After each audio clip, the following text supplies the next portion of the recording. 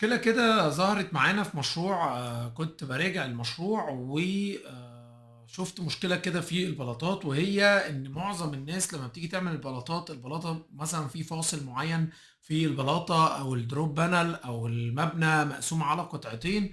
فبلاحظ ان الناس بتحط البلاطة دي مع البلاطة دي في نفس الامر، او بعض الناس لما بيجي يرسم الفاونديشن، فالفاونديشن فيها اشكال كتير مختلفة، فيروح جاي راسم يدخل الرسمه الاوتوكاد ويقعد يمشي بولي لاين بولي لاين كله في امر واحد، فتلاقي البلاطات كلها مرسومه بشكل واحد. نفس الكلام عند المعماري، في ناس كتير قوي هنا خشب وخشب في الاوضه اللي هناك وخشب في الاوضه دي وخشب في الاوضه دي، فتلاقيه راح جاي داخل على التشطيب وحط السلاب دي مع السلاب اللي هناك مع السلاب اللي هنا مع السلاب اللي هنا.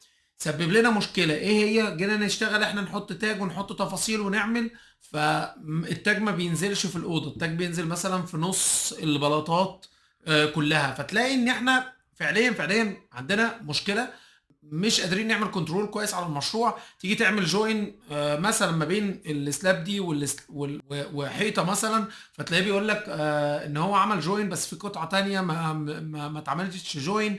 فتحس بقى انك انت تايه وتلاقي المشروع مش راضي يظبط منك. واكبر مشكله من المشاكل اللي بتقابلنا في المشروع وهي مشكله البلاطات. فالحل ايه؟ الحل ان انت تقعد تفصل بقى، يعني تمسك البلاطه تقعد تفصل البلاطه دي عن البلاطه دي، البلاطه دي عن البلاطه دي، او تخش تقعد ترسم كل بلاطه تانية بولي لاين حوالين البلاطه، وبعدين تبقى تمسح البلاطه الكبيره.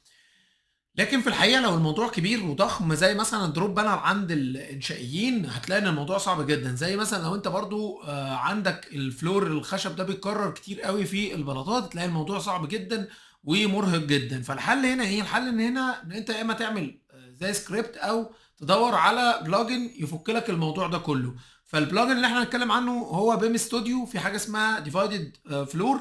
الحقيقه دي هتكون فارقه جدا معاك، علشان لما تيجي تعمل التاجات وتيجي تطلع الشغل بتاعك. هنا قررنا ان الفلور الخشب دوت هيطلع في الاوضه دي بس 10 سم في نص المشروع. فانت طبعا حد ممكن يكون شغال بعدك ما يعرفش، فراح مسك الفلور هو بيبص على المنطقه اللي هو فيها، مش واخد باله ان الفلور دوت في مكان تاني، فمسكه وراح رفعه ال 10 سم، فراح رافع في كله، فراح ضارب لك حاجات كتير قوي، مع ان هي السلاب دي بس او المكان ده بس هو اللي كان هيترفع فيه. نفس الكلام في الدروب بانل مثلا، ان احنا في اريا معينه هنطلع فوق او هننزل تحت عشان حصل تعديل مثلا في المعماري، فتلاقي الواحد او اليوزر اللي بيشتغل فبتسبب مشاكل كتير جدا. ولذلك انا دايما بقول للناس يا جماعه ارسم كل حاجه منفصله طالما هي في الحقيقه منفصله في الطبيعه. طب حصل يا باشمهندس وجالنا الموديل بايظ، او مش بايظ، جالنا الموديل بالشكل دوت، لان معظم الموديلز اللي بتيجي من الديزاينر بيبقوا عاملينها كده استسهالا وسرعه، ولكن ده بيسبب مشاكل كتير بعد كده. ازاي انا افكك الموضوع من بعضه عشان اعرف اطلع شوب دروينج لاي تفاصيل عندي، واعرف اغير واعدل زي ما انا عايز في البلاطه لو هي اترسمت بالشكل دوت. هنروح مع بعض السلاب اللي قدامنا دي، زي ما احنا شايفين الدروب بانل اهي. بص، يعني بقى لو قعدت تقول انا هرسم واحده واحده هتاخد وقت، وده اللي انا شفته بالفعل، ان كان في حد بيمسك واحده واحده وبيفكها وبيبتدي يعدل الموضوع وبيمشي ويدوس فينش ويمشي ويدوس فينش، مع ان هي اترسمت خلاص. فبالتالي احنا عايزين نحل مشكله زي دي بشكل سريع. فكان الحل اولا، كانت المشكله ايه؟ كانت المشكله ان هو لما هنيجي نحط تاج، تاج اول مثلا، تاج اول طبعا فلور، لو ما فيش هنا تاج اول فلور يبقى هنبتدي نعمله داونلود. هتلاقي ان التاج نازل عندك على كل السلاب بتاعتك. يعني لو احنا جينا هنا تاج باي كاتيجوري وقربنا هيقول لك هنروح نعمل لود، هتلاقيه نازل تاج واحد بس لان شايفها بلاطه واحده، مش نازل على كل واحده لوحدها. طب الحل ايه؟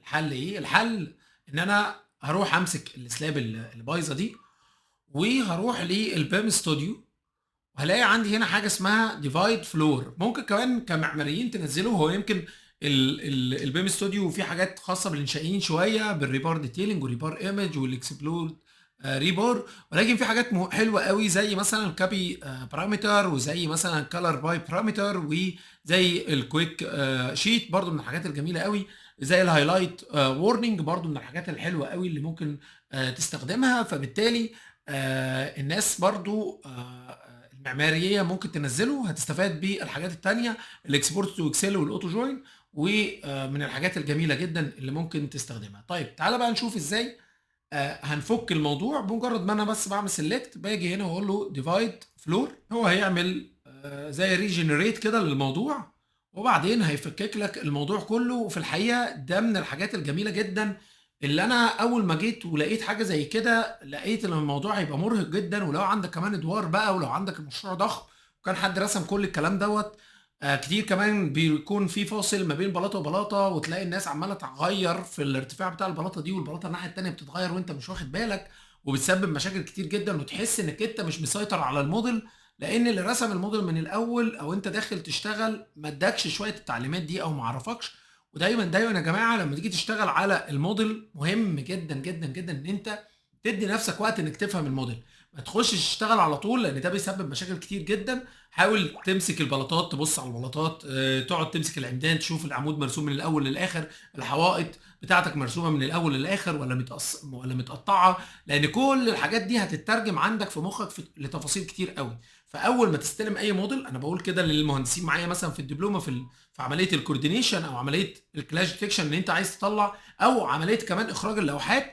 لازم تبقى فاهم الموديل. فلو جالك الموديل في النص ما ينفعش تخش كده تشتغل عليه على طول، تسبب مشاكل جامده جدا للموديل. لا، امسك البلاطات شوفها مرسومه ازاي، امسك الفاونديشن شوفها مرسومه ازاي، امسك العمدان شوفها مرسومه ازاي، امسك الحوائط شوفها مرسومه ازاي، ارسم، شوف اللي راسم مثلا التشطيبات راسمها ازاي، راسمها جوه الحيطه ولا مقطعها، راسم كل لاير لوحدها، السلالم مرسومه ازاي، راسمها موديل ان بليس ولا راسمها بالسلالم الحقيقيه. عدي على الاليمنت كده، خد اوفر فيو للمشروع كله، ده هيفرق جدا. والنصائح اللي بقولها لك دي عن خبره وهتكون فارقه جدا معاك. تعالوا بقى نبص على الموضوع، ادي كل سلاب لوحدها، وبالتالي التاج لما هيجي ينزل للاليمنت دي هينزل بالظبط على كل واحده في السنتر بتاعها وتقدر تحركها، فتلاقيك وفرت وقت كبير جدا في الدوكيومنتيشن. ودايما انا بقول يا جماعه الموديل لو مرسوم صح الدوكيومنتيشن هيبقى سهل جدا، الموديل مش مرسوم صح الدوكيومنتيشن هيبقى صعب جدا جدا جدا في الشغل بتاعنا. بالتوفيق ليكم، وزي ما قلت لكم الفتره الجايه هنقعد نتكلم على مجموعه من البلجن. اشوفكم على خير، والتشجيع بتاعكم هو اللي يخلينا نستمر. توفيق ليكم واشوفكم على خير.